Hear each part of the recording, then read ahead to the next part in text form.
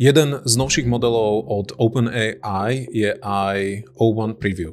Je to model, ktorý umožňuje opäť trošku iný prístup k tomu, ako pracujeme s ChatGPT. Je navrhnutý tak, aby dokázal riešiť zložité úlohy alebo viacero úloh v jednom prompte. Doteraz, pokiaľ ste potrebovali vyriešiť niečo zložitejšie alebo vyriešiť niečo, čo má viacero krokov, tak ste ten svoj prompt alebo ten svoj workflow museli rozdeliť do viacerých krokov. A tento nový model O1 Preview to dokáže urobiť všetko v jednom kroku. Podľa OpenAI je tento model vhodný pri vedeckej práci, matematike a podobne, ale vieme ho využiť aj pri jednoduchších úlohách, či už v obchode alebo marketingu. Poďme sa pozrieť na to, ako tento model funguje. Keď sa dostanete do rozhrania ChatGPT, tak v ľavom hornom rohu si vyberiete model O1 Preview.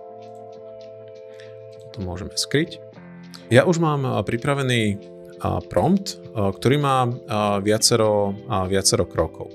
Čiže rola môjho asistenta je copywriter a úlohou je vypracovať analýzu témy dopadu AI na podnikanie na Slovensku, vrátane všetkých úloh od 1 do 5. V prvom bode chcem, aby najprv vytvoril prieskum naprieč rôznymi možnosťami implementácie AI do procesu firiem. Potom chcem, aby navrhol zoznam benefitov. V treťom kroku chcem, aby navrhol zoznam negatívnych dopadov pre firmy, ktoré začnú implementovať AI, ale aj pre firmy, ktoré nezačnú implementovať AI. V štvrtom kroku chcem, aby navrhol blogový článok.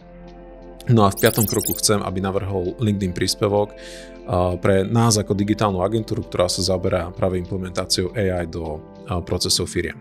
Čiže je tu viacero krokov. Pokiaľ by som to robil štandardne, tak by som to musel rozkrokovať do viacerých chatovacích okien alebo do viacerých promptov.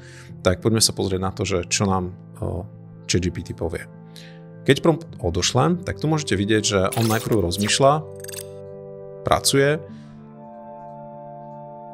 následne zvažuje dopady, efekty, mapuje integráciu AI, jednoducho si to rozdelil do viacerých krokov, uvažuje nad tým, pripravuje sa a až keď to bude mať celé pripravené, až potom mi ponúkne nejakú odpoveď.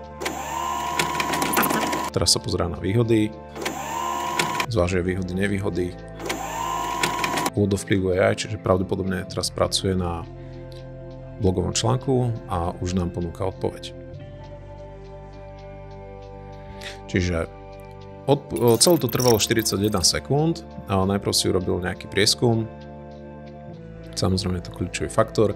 Momentálne neriešim samotný obsah, skôr je dôležité to, či pochopil celý ten náš prompt a rozdelil tých viacero úloh do jednotlivých krokov a či nám v tejto jednej odpovedi ponúkol aj odpoveď na všetky tie naše body, ktoré sme potrebovali riešiť.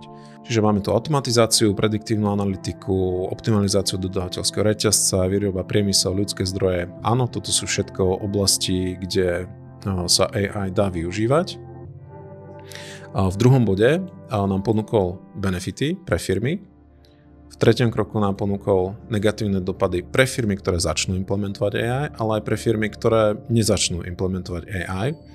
V štvrtom kroku nám ponúkol blogový článok, čiže máme titulok, úvod a osnovu, čiže presne to, čo sme od neho požadovali. Máme tu aj záver, no a nakoniec tu máme aj návrh LinkedInového príspevku. Takýmto jednoduchým spôsobom, pokiaľ by som to chcel robiť postupne, trvalo by to podstatne dlhšie ako 41 sekúnd. Čiže opäť tento model nám dokáže omnoho zjednodušiť celkovú prácu a taktiež ju aj urýchliť. Tu je veľmi dôležité správne napísať prompt, správne zadať rolu, úlohu, rozkrokovať jednotlivé časti tak, aby proste na tom ChatGPT dokázal pracovať, ale ako vidíte za 41 sekúnd mi vyriešil 5 úloh, ktoré potrebujem. Teraz tento výsledok by som si mohol zobrať, napríklad otvoriť ChatGPT Canvas a tam na tom ďalej pracovať. Moja otázka na vás je, či ste už O1 Preview vyskúšali, prípadne či v tom vidíte nejaký benefit alebo nejaké nedostatky.